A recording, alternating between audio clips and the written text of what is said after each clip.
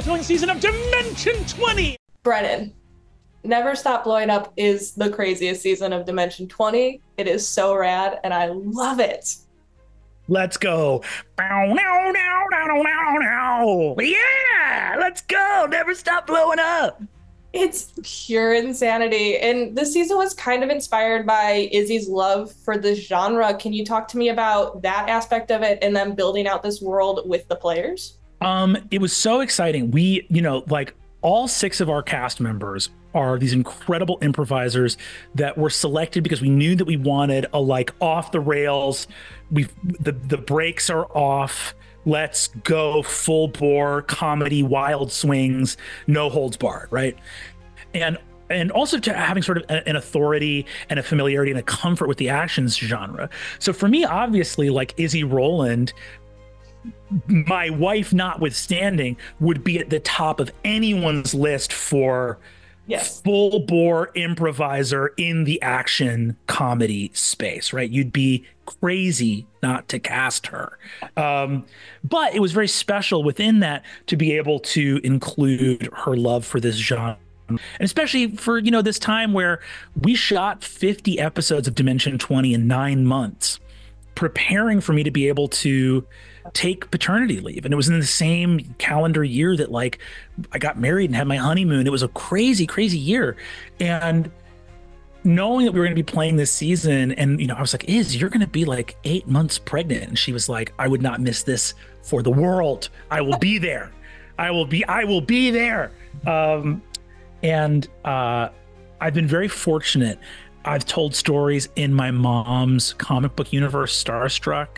My dad was the person who taught me to fall in love with New York and its history in the Unsleeping City. And it felt very, very special to have this insane romp in Izzy's favorite genre and to watch her dissolve into tears laughing at the other incredible improvisers at the table. And it just was, I don't know, it was a dream come true. It was really special.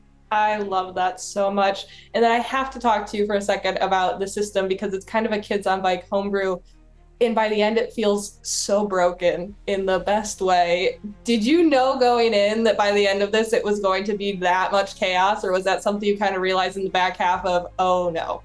I defy anyone to have Iffy Wadiway at their table and not have him break the game. It's so great because Iffy breaks the game twice in this season. He breaks it narratively when he creates this amazing world building plank of talking to Vic Ethanol, which establishes this cosmological reality in a space that's like truly the height of collaborative storytelling and it's just such an amazing choice. Iffy is so talented and such an incredible storyteller, and then does discover the infinite token loophole by the end of the season. So if and when we find a way to release this game system, we'll button that up. Thanks, Iffy. But it's truly, it's brilliant. And like, I'm so glad he found it. And that's the joy, right? Like, I don't know, like, I suppose you have to, if you're like publishing a game system, you probably shouldn't have it be broken. But actually, like, I don't know. For someone who's like played a lot of D&D and like used to play Magic the Gathering, finding the combo's awesome. When Iffy found that, I was like, fuck yes. If anyone was going to do it, I'm glad it was Iffy. And yeah, we're in episode 9. Break it. Break the game. Let's go. This is happening. We're unraveling things. Let's do it. It just felt so joyous to me. It also fits so well for this genre to have it be just completely busted by the end where everyone is just doing purely insane things. What was it for like you as a DM who usually has to keep it to a degree on the rails because like, okay, we have this battle map that we have to get to in this episode, where this one you got to fully go off the rails and your players to a degree where they started to question the choices that they made? Well, so there's an interesting thing of having worked, as a teacher and having worked in a lot of different spaces where you're like managing space. The fun thing is there are moments where different tactics work. Sometimes you need to be the person saying, okay, we're moving on. We're starting a new scene, right? But other times, especially if you're in some position of like, okay, I'm the GM, I'm helping direct this.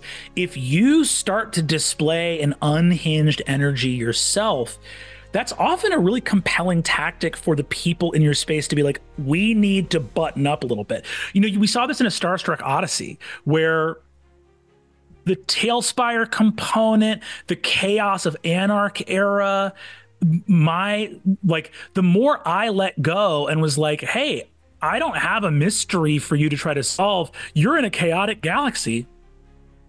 You watched the party come together and button up and go, like, Brennan is not going to help us. We're out here by ourselves. Only we can save us. And I think that's an interesting tactic for game masters to use, that it doesn't always have to be you as this, like, I don't know, disciplinarian trying to keep things on the rails, that actually your players will rise. That's a thing you're sharing back and forth. That's a baton that's being passed back and forth between GMs and players. And again, only be on the rails to the degree that it serves you. Like, we all know that sometimes it's like, oh, it's nice for someone to bring up, like, hey, this scene's been going for a while. Let's like advance the story forward.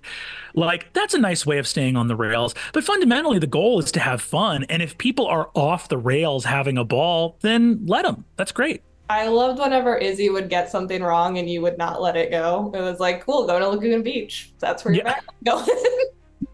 It was so funny because I think Iz was very in character as Paula Donaldson, who was like misspeaking Jeff Manhattan, Laguna Beach. But also every once in a while, I would say to Iz, and she'd be like, wait, what? It's like, listen, Izzy was playing under chemically altered circumstances, and I think fucking crushed it. I could not believe how hysterical Izzy was in this season, how much I loved her performance as Paula and Jack. But yeah, it was very funny to those little malapropisms. What's the word I'm looking for? Bowdlerisms? I forget. There's a term for it. Every interview with you, Brennan, I get new vocab words. That's how this goes. That's great. I'm actually going to look up and make sure. Malapropism definition: the mistaken use of a word in place of a similar sounding one. Yes, I got it right. A malaprop. What the hell is a Bowdlerism? Hold on. The practice of removing or reshading material in a text. Hold on. Censorship in the form of prudish expurgation. It was not Bowdlerism. It was the first thing I said. Malaprop. Thank you. That's our word lesson for today. For you, which character's arc kind of surprised you the most this season? Because I love that we almost got 2 arcs for every player. Yeah. I think I actually was honestly blown. There was a moment for each and every character that I was blown away, right? Is absolutely, obviously, as Jack and Paula, and the idea of Die Hard being our favorite action movie, and the entire divorce of both, Lucy Santangelo, but then also Paula and Don. But also like Iffy's choice for Wendell and Vic to communicate, which leads to G13 taking over Usha, which is this incredible choice that Reika makes. I think Beardsley as this sort of like dealing with like isolation, and Russell and Jennifer, but also Beardsley just being in that kind of plot hound mode for a lot of the game. And then like Liv backing off and rebelling against the other players at the end of the season. And then, but also like Jacob as this person who's never been at the D20 table before, having such a grounded, heartfelt, beautiful wrestling with what Dang is wrestling with. That scene with Wolfman Ann is one of my favorite scenes in the whole season. I loved it. I really loved it. It's so great.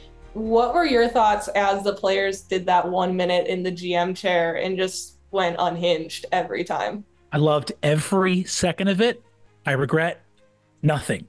Nothing. It was perfect.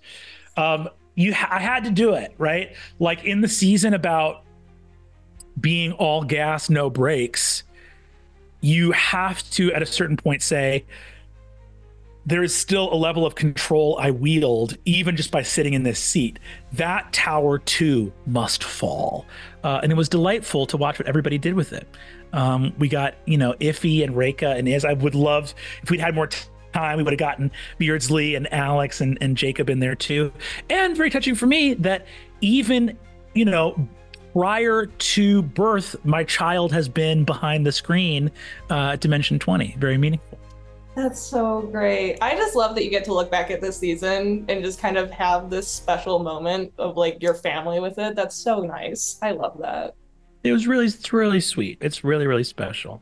This season's so fun. I want to switch gears for just a second. You made me cry on an airplane while I watched the final episode of Downfall on the way back from Gen Con. Made a mistake. Should not have done that on a plane. Let's go.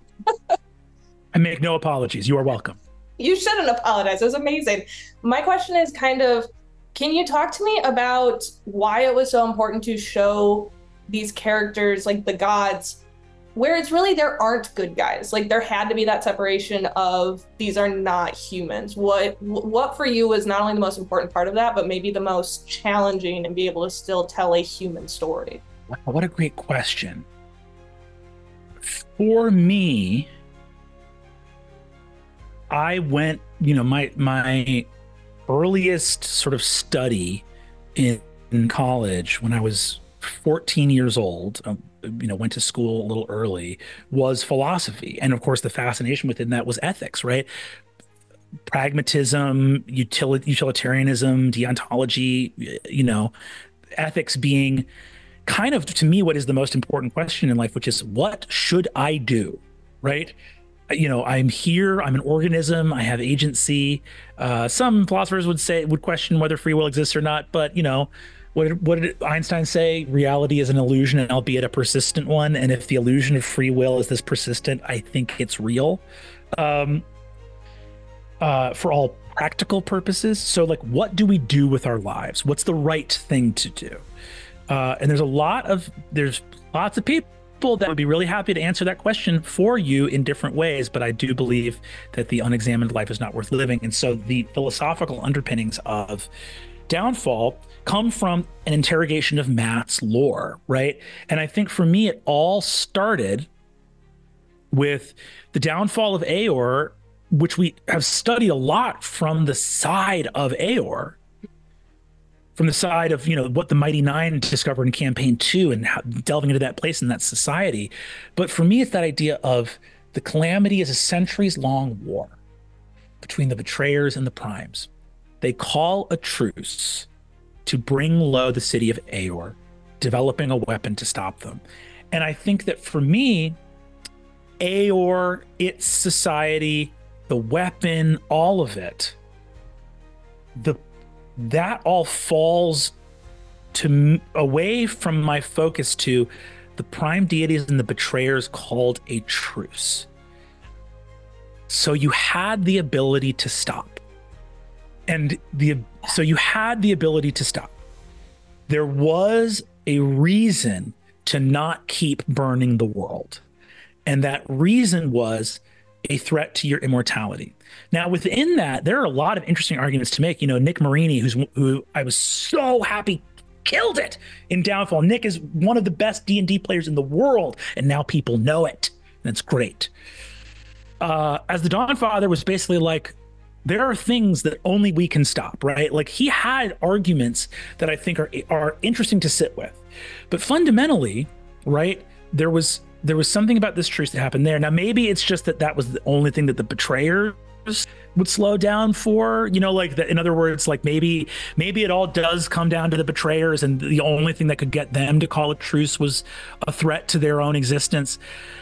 But fundamentally, I think when you realize, and especially the whole thing with the Society of Primes, Cassida, is how much pause would it give the prime deities to know that they could end the calamity or potentially end the calamity by allowing mortals the ability to destroy a god, something that they don't even seem to have the power to do. And the answer is they didn't really consider it at all. Yeah. It was sort of never something that they considered. You are allowed to feel however you want about that, but exploring that and exploring the idea that, our good and evil, love and hope and kindness versus cruelty and pain and torment, are these the highest values? And I think that the thing we most want to show with Downfall is an instance in which it seems that the highest value is divinity itself, and that mortality of any kind has to come as a secondary consideration underneath that. Again, there's a lot of nuance in this story, but to me, that moment that good and evil would align behind the shared banner of divinity for reasons that you may agree with or not, but that moment did happen in Exandria's history, and exploring that was painful and worthy and honoring of Matt's lore in a way that I was just like, that's captivating. There's something to see here. I wholeheartedly agree. Brennan, we need to talk about Downfall for like 7 hours. I would love to.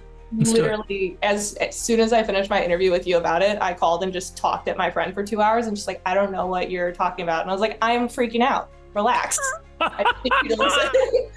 It's so good. Thank you so much for talking to me today. Never Stop Blowing Up is amazing. I somehow need more, although I don't know how that would work.